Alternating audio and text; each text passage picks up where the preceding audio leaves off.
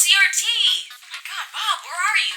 Why are you in the Smash Brothers box? That's right, girls and boys. Way back when, these old school TVs had a greater purpose than just collecting dust at the back of a venue during a Smash Weekly. A lot of us have chucked out the old cable TVs in exchange for flat screen TVs and streaming services. But way back in 1990-something to the early 2000s, these things were our primary source of media. If you want to know what's going on in the world, well, you better be watching TV. Tune into the Idiot Box for anything from breaking news or TV shows that run on schedule. And if you miss it, well, you should have turned on the DVR, Karen. Because the internet wasn't yet the #1 profitable source for companies to advertise their product, companies heavily relied on cable TV to send their ads out to the masses. So for marketing companies, it was really important that if you were going to make a commercial, you had to make sure it stood out, which kind of felt like an impossible task in the 90s. After a while, all these bright colors mesh into one, like a big old ball of Play-Doh. All of these toy commercials just melt together and end up looking like one big Barbie commercial. It's kind of scary the stuff advertising companies could get away with back then. I mean,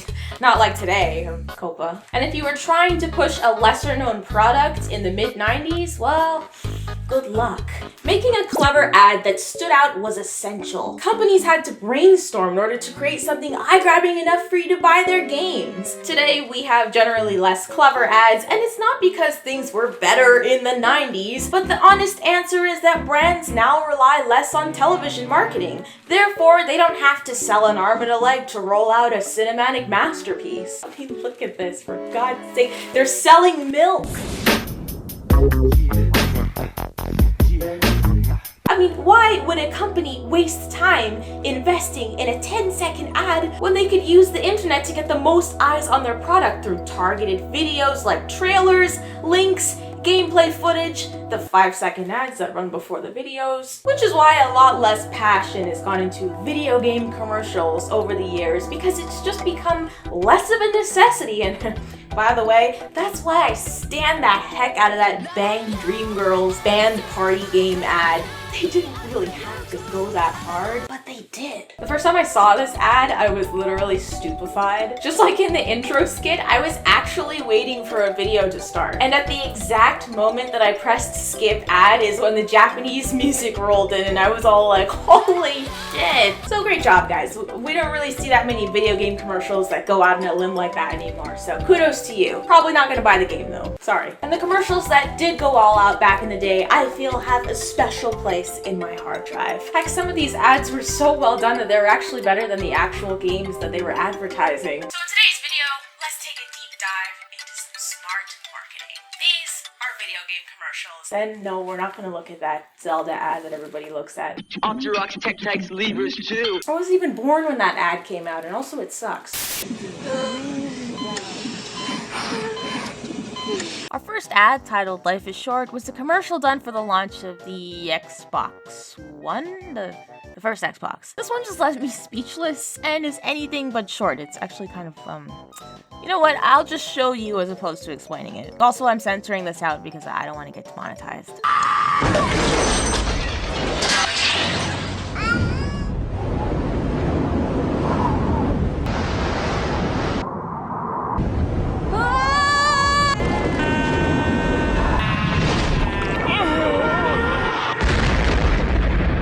Life is short, so play Xbox. Duh. Seriously, who on the marketing team came up with this? Who thought this was exemplary of the power of the Xbox? A newborn shooting out of a woman's magoo, and yep, they sure did pull the old reverse Benjamin Button. I guess the point is, life comes at you fast, and if you don't have time to play your Xbox, then what's the point of living?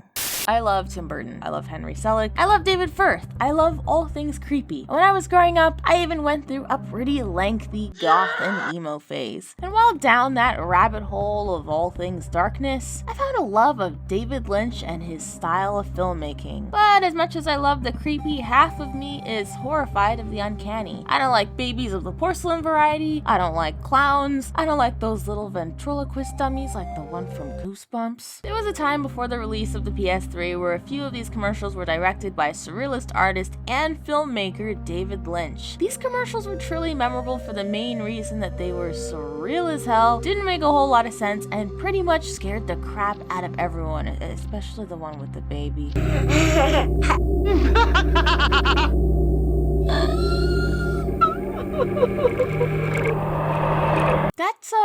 That's really disturbing. Hey, can I get a clean diaper in the front? I think I shit myself. It's like the baby from Trainspotting.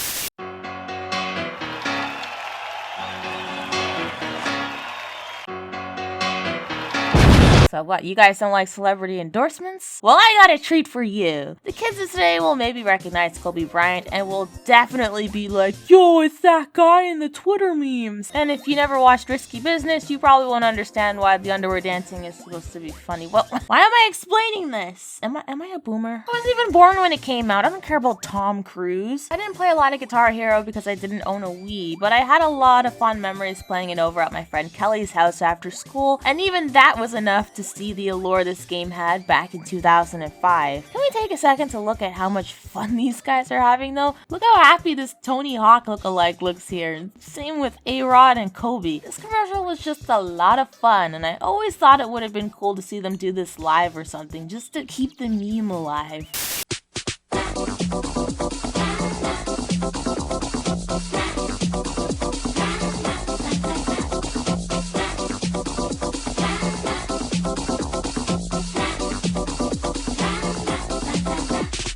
An awesome commercial for a truly fantastic game, as this ad was made for the release of the 3rd generation of Pokemon games, Pokemon Ruby and Sapphire. From the very beginning, they knew that kids would love nothing more than to walk around with their own Pokemans, and that's why this commercial resonated so hard with so many of us growing up. I mean, they try the same advertising technique in Pokemon ads today, and to physically see a person interacting with their virtual pet, it still tugs at our heartstrings. So you can only imagine how cool this was back in the day. It doesn't matter if it's 2D. And it totally reminded me of those Fido commercials where the person would be lined up next to their pet that looked just like them. I mean, it's so fitting. Don't even get me started on how much of a game changer Ruby and Sapphire was overall. This was like peak immersion at the time. I want to be in the world of Pokemon. That it's not a phase. Yeah, I like Pokemon, bitch, and what? Oh no, oh no, oh no, yo, yo, yo, oh no, you didn't. Sucker tried to blame me, but you never paid me, never. Hey guys, remember that game Mercenaries 2? No? Hey guys, remember that bitchin' song for that game with guns in it? Yeah? Every time this ad came on, I just imagine a group of hardcore gangsters sitting around a piano with a shit ton of chaos and violence going on behind them in the background, while they all just sing in harmonious unison. There's something so funny about the juxtaposition of all of that, and it kind of had me all revved up and fired up to play this action-packed game that turned out to be kind of shit. But at least the commercial was a banger, and the song was done by the Wohan brothers, and it ended up having its own release on iTunes, with the ad reaching like 3 million views on YouTube. I highly recommend you guys check out this ad if nothing else on the list, and you can find the links to all of these commercials in the description box of this video. Like, let me just read you some of this. It's pretty brilliant. You can't make this shit up. Oh no. Oh no. Oh no. Oh no, you didn't. Sucker tried to play me, but you never paid me.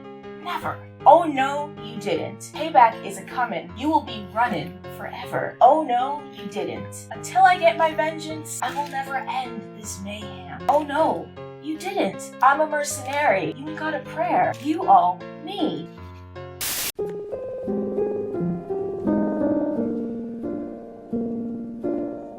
Real talks for a second. Can we turn off the jokes for a second? I kind of want to be serious on this one. This is one of the most beautiful video game ads I've ever seen. I will never not associate Gary Jules' cover of Mad World with Gears of War and Donnie Darko, but mostly Gears of War. Just the contrast between what's going on in the trailer and the haunting, somber tune. We had our mature shooter games and our goofy kids party game commercials, but there was something about the combination of the elements in this trailer trailer that really made people look at this as more of a cinematic piece above everything else. It's a work of art, it's beautifully composed, and really encapsulates the desolate and chilling world of Sarah. This ad is what really shifted my attention to the world of Gears of War and made me want to buy the game. They did such a good job at marketing this that the public response actually brought a larger audience to the single, which would go on to reach the #1 spot on iTunes. So I honestly don't have any jokes for this ad. I just kind of wanted to take this time to bask in the greatness that is this commercial and praise it for a job well done. Why am I wearing this stupid Spyro suit, you ask? Why are you wearing that stupid man suit?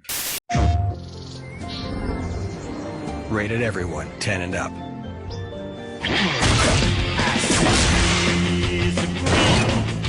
Our last ad is Ratchet & Clank Future Tools of Destruction, aka the beginning of the end, am I right, boys? This was the first Ratchet & Clank game to be released on the PlayStation 3 and also marked the first of many games that fell under the Future series title. This game is what really made me want to get a PlayStation 3 because I had played most of the Ratchet & Clank games prior and it just looked so cool and had those awesome vivid Blu-ray looking Avatar pop-in colors that the PS3 promised to deliver. The song accompanying the trailer, a cover of What a Wonderful World, also acted as a perfect nod to the game's newly acquired aesthetic, as the games before sported a more gritty and muddy look to it. Okay, I don't want to get a copyright strike on this because every time I play a video with this commercial in it, I always get a copyright strike and then the video doesn't get monetized. So as a little send-off to this video, I decided to do my own personal rendition of Louis Armstrong's song, What a Wonderful World. Enjoy.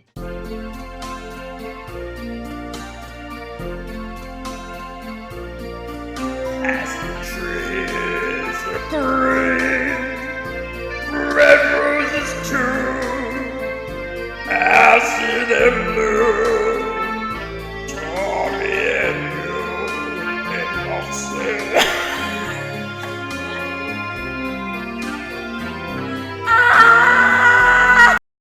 Hey guys, if you want to see some bloopers and hear me sing like Louis Armstrong, you can go over to my Patreon, and any pledge as low as $1 will get you special access to our Discord server.